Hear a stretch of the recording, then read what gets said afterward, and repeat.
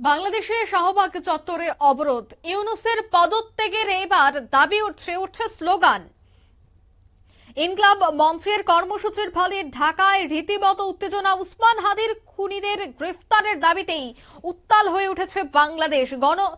জুলাই গণ অভ্যুত্থানের অন্যতম সংগঠক এবং ইনকলাব মঞ্চের মুখপাত্র শরীফ উসমান হাদির খুনিদের গ্রেফতারের দাবিতেই বর্তমান বাংলাদেশে উত্তাল পরিস্থিতি বিরাজ করছে।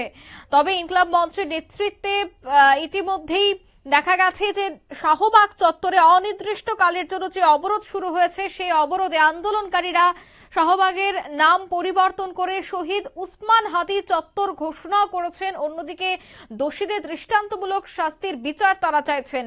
সে বিষয়ে বিস্তারিত জানবো। টেলিফোন লাইনে যুক্ত হয়ে গেছে প্রতিনিধি শেখ মনিরুল। মনিরুল, আন্দোলনকারীদের মূল দাবি হলো উসমান হাদির খুনিদের অবিলম্বে গ্রেফতার এবং দৃষ্টান্তমূলক বিচার করা।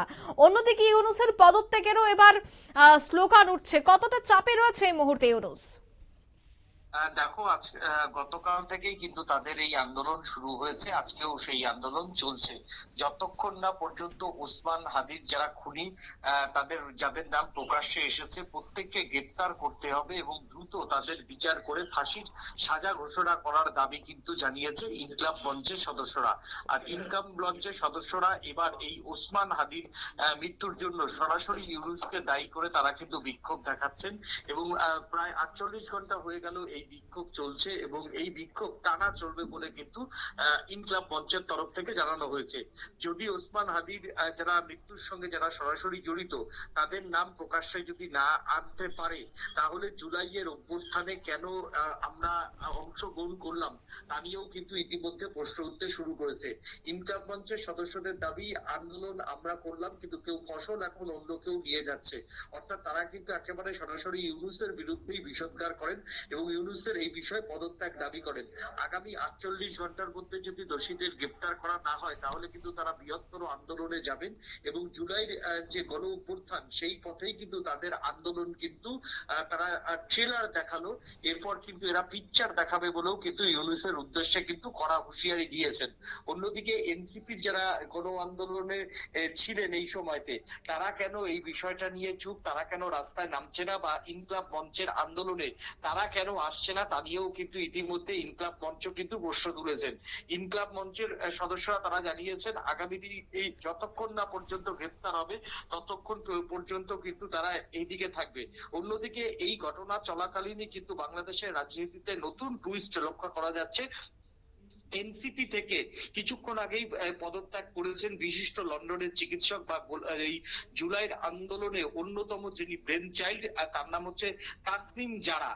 এই তাসনিম জারা কিছুক্ষণ আগেই কিন্তু এনসিপি থেকে কিন্তু পদত্যাগ করেছেন এবং বলা হচ্ছে যে এনসিপি থেকে একে একে পদত্যাগ করে তারা কিন্তু জামাতের সঙ্গে এনসিপি মিশিয়ে দেওয়া হবে। আর তারপর কিন্তু আবার ইনকলাব মঞ্চের সদস্যরা কিন্তু এবার সরাসরি এনসিপি কে আক্রমণ করছেন। অর্থাৎ তাহলে জুলাইয়ের আন্দোলনের যেটা ছাত্র জনতার আন্দোলন বলে যেটা পরিচিত ছিল, এই আন্দোলন কি অন্য কেউ হাইজ্যাক করছে, সেটাও কিন্তু প্রশ্ন তুলেছেন ইনকলাব মঞ্চের সদস্যরা।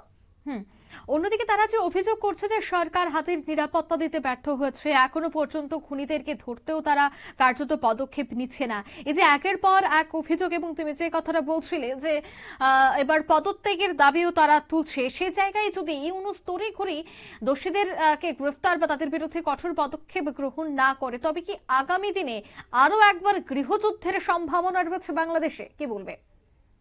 দেখো, গৃহযুদ্ধের বিষয়টা পরে আসবে। প্রথম কথা হচ্ছে ইনকলাব মঞ্চের যারা সদস্যরা রয়েছেন তারা মনে করছেন যে হাদির হত্যা ইচ্ছে করলে ইউনূস সরকার আটকাতে পারত।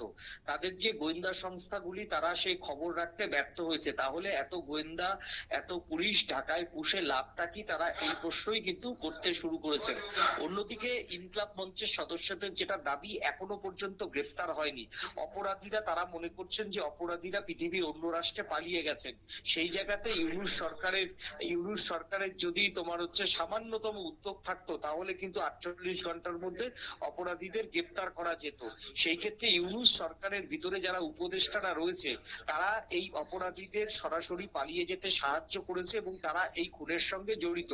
তার জন্যই কিন্তু তারা আরো একটা গণ অভ্যুত্থান কথাটা বা শব্দটা মুখে না বললেও তারা কিন্তু এবার সেদিকেই আস্তে আস্তে এগোচ্ছে, যে জুলাইয়ের যে বিপ্লব, সেই বিপ্লবের ছবিটা কিন্তু আরো একবার ঢাকায় আসছে। এবং আজকে ঢাকার শাহবাগ চত্বরে গতকাল থেকে আন্দোলন শুরু হয়েছে, আজকেও সেই আন্দোলন চলছে এবং অবরুদ্ধ হয়ে পড়ে তোমার হচ্ছে শাহবাগ চত্বর। এবং আগামী দিনে যে বৃহত্তর আন্দোলনের যদি আবার এই নির্বাচনের আগে আসে, তাহলে নির্বাচন কতটা অবাধ এবং সুষ্ঠুভাবে হবে তা নিয়ে কিন্তু যথেষ্টই আশঙ্কা থাকছে। আর অন্যদিকে যদি সত্যি জেলাতে জেলাতে যদি ইনকলাব মঞ্চে, যদিও খুব ছোট একটা রাজনৈতিক দল ইনকলাব মঞ্চ, সেই ছোট্ট রাজনৈতিক দল কত বড় পরিসরে আন্দোলন করতে পারবে তা নিয়ে কিন্তু একটা সন্দেহ রয়েছে। তবে তাদের তীর কিন্তু একদিকে বিএনপির দিকেও, কারণ বিএনপি পথের কাটা ক্লিয়ার করতেই এবং তারেক রহমান আসছে, এটা আগেই ডিক্লিয়ার ছিল। তার যে জনপ্রিয়তা, সেই জনপ্রিয়তার থেকে ওসমান হাদির জনপ্রিয়তাটা অনেক বেশি। এই ওসমান হাদিদের জনপ্রিয়তা দেখে ভয় পেয়ে বিএনপি বরঞ্চ এই মার্ডারের সঙ্গে প্রত্যক্ষ বা পরোক্ষভাবে যুক্ত বলেও কিন্তু অভিযোগ করছে। এক কথায় বাংলাদেশের রাজনীতিতে কিন্তু নতুন টুইস্ট। একদমই, ধন্যবাদ। অর্থাৎ দুঃখিত, বাংলাদেশের রাজনীতিতে কিন্তু নয়া টুইস্ট, শাহবাগ চত্বর অবরোধ করে ইউনূসের পদত্যাগের দাবি এবার উঠছে। নিয়ে নিয়েছি ছোট্ট একটি বিজ্ঞাপন বিরতি, সঙ্গে থাকুন।